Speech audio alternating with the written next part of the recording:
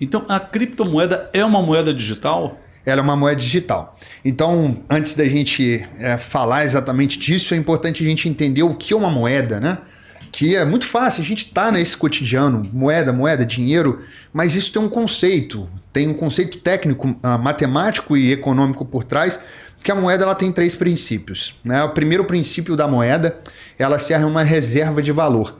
E a reserva de valor, a gente conseguir ver que aquele instrumento consegue capturar valor ao longo do tempo. E aí eu vou remeter um pouquinho na história para a gente falar um pouquinho sobre isso. As primeiras transações dos primeiros seres humanos, né, foram por meio de escambo. Então, eu tinha, por exemplo, uma ovelha, você plantava, batata, mandioca, enfim, arroz, e a gente trocava esse material. Então, isso é o primeiro método de negociação do ser humano. A partir disso, cria um intermediário, que é o chamado moeda, e que o primeiro intermediário financeiro chamado moeda, a ser considerado moeda, foi o sal. Por que foi o sal? É interessante a gente falar isso, porque o sal a gente consegue, a população naquela época conseguia ver valor. Porque o sal, antigamente, a gente não tinha geladeira, né? É verdade. A gente não tinha geladeira. Não é perecível.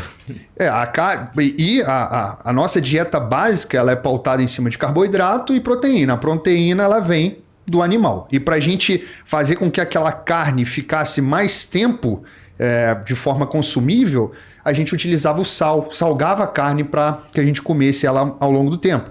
Com isso, a gente conseguiu, uma coisa tem relação com a outra, que as sociedades continuassem ou ela conseguisse ser cada vez mais fixa num local, né? Mais sedentária, com um nome realmente de estar num local só.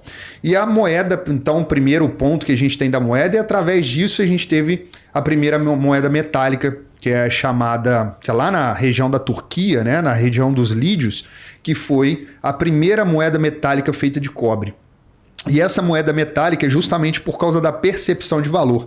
O cobre era um elemento metálico que não era utilizado apenas para a moeda, mas principalmente para armas. Então, aquela tribo, aquela sociedade, para se proteger, ela precisava, né, de material. Quais eram os materiais utilizados? Com base no cobre. Então, isso é a reserva de valor, é o princípio básico de uma moeda. O segundo é a unidade de conta, né? A unidade de conta traduzindo, é a facilidade de eu contar a moeda. Então, hoje, por exemplo, a gente tem 52 centavos. Não tem 52 centavos, 3. A gente tem 52 centavos. Então, a unidade de conta facilita na hora da negociação.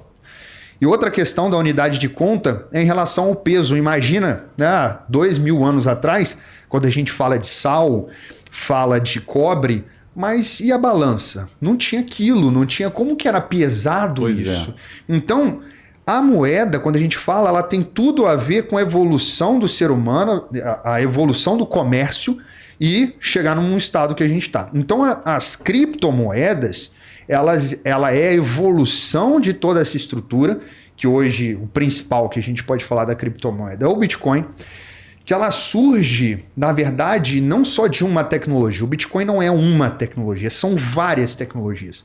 A base do Bitcoin tem um nome chamado blockchain, que a gente pode tocar mais para frente, mas ela dá estrutura. Essa blockchain, para você que é contador, né, para a gente que trabalha com isso, é basicamente um livro, razão, no qual ali eu sei para onde aquele dinheiro foi. Saiu de X para Y. Está escriturado, né? Está escriturado, de forma transparente. Qualquer um consegue ver. Então, por exemplo, eu tenho um endereço na blockchain do Bitcoin.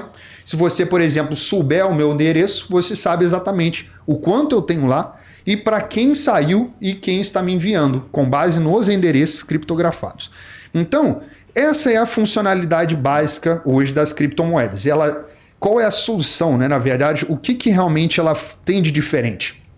Que essas moedas, quando a gente fala de moeda, elas são, primeiramente, a gente fala das moedas metálicas, elas são emitidas pelo Estado, né? Então, por exemplo, quando a gente remonta a Roma e temos as moedas de Roma, que temos áureo, denário principalmente, é o Estado que emitia, justamente com essa dificuldade de peso. Então o Estado dizia, isso aqui é um denário porque eu determinei e tinha um selo romano ali. Tinha. E aí o Bitcoin ele vem totalmente contrário a isso. Ele quebra esse monopólio, porque o dinheiro não é mais capacidade apenas do Estado de produzir, mas agora também um bem privado que você pode guardar e que ele é inconfiscável a partir do momento que você guarda o acesso desse Bitcoin. Entendi.